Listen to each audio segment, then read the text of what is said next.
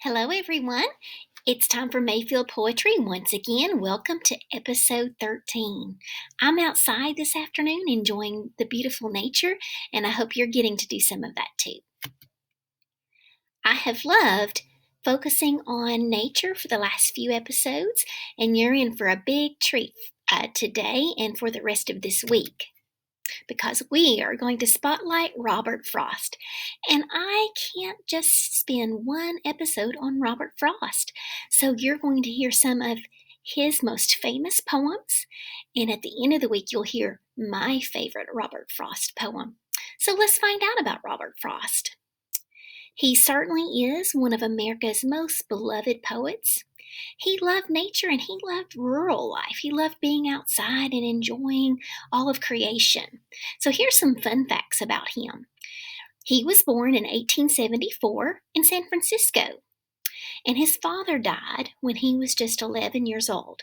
So his family then moved to Massachusetts. And then his mother died in 1900, and so he was left all alone at the age of 16. He was a successful student in high school and was valedictorian of his class. That means he was at the top of his class. He went on to study at Dartmouth and Harvard University, but he didn't actually gain a degree in college. But after college, he worked as a shoemaker, a teacher, and an editor. But he found out his real love was writing poetry. In 1895, he married Eleanor Miriam White, and they actually bought a farm together in New Hampshire.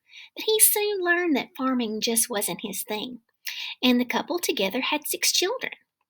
As I said, he is one of America's most beloved poets, and he earned this right in the 1920s. He taught college classes. He even got to read one of his poems for John F. Kennedy's presidential inauguration. He also earned many awards for his poetry. Have you ever had to make a choice between two things? Maybe you've been on a trip with your family and you had to decide, do we turn this way or do we need to turn this way? Or maybe you've had to decide, do I want this white t-shirt or this gray t-shirt?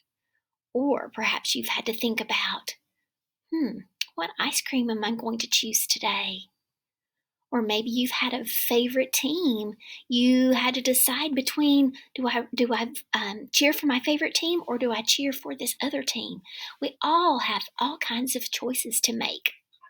In the poem that I'm going to share with you today, at first you think this poem is just about nature, but then as we talk about it and think about it more, we'll realize it's about choices we make in our lives. Today I'm going to share with you the poem by Robert Frost called The Road Not Taken. 2 roads diverged in a yellow wood, and sorry I could not travel both. And be one traveler, long I stood, and looked down one as far as I could, to where it bent in the undergrowth. Then took the other, as just as fair, and having perhaps the better claim, because it was grassy and wanted wear.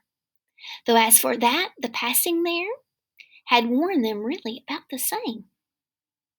And both that morning equally lay in leaves no step had trodden black.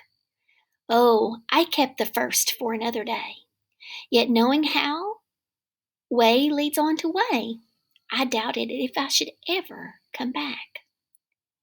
I shall be telling this with a sigh, somewhere ages and ages hence. 2 roads diverged in a wood, and I took the one less traveled by, and that has made all the difference. What images did you have in your mind as I read this poem? I'd love for you to draw a picture of your interpretation of the road not taken and share it with us. Boys and girls, you're going to make all kinds of choices in your life. Some simple, small choices about what shirt you're going to wear, and then really huge choices about where you're going to go to college, who you're going to marry, what state you're going to live in, and that is the adventure of life. Check out this video where you'll get to see and learn more about The Road Not Taken by Robert Frost. It's really good, so I want you to check it out. It's on YouTube, and there is the link where you can find it.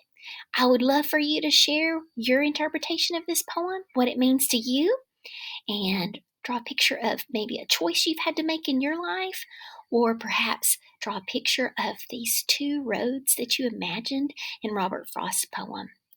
All right, I'll see you soon. Remember, we're going to take a look at another very famous poem by Robert Frost tomorrow. And on Friday, I'll share my personal favorite Robert Frost poem. Take care.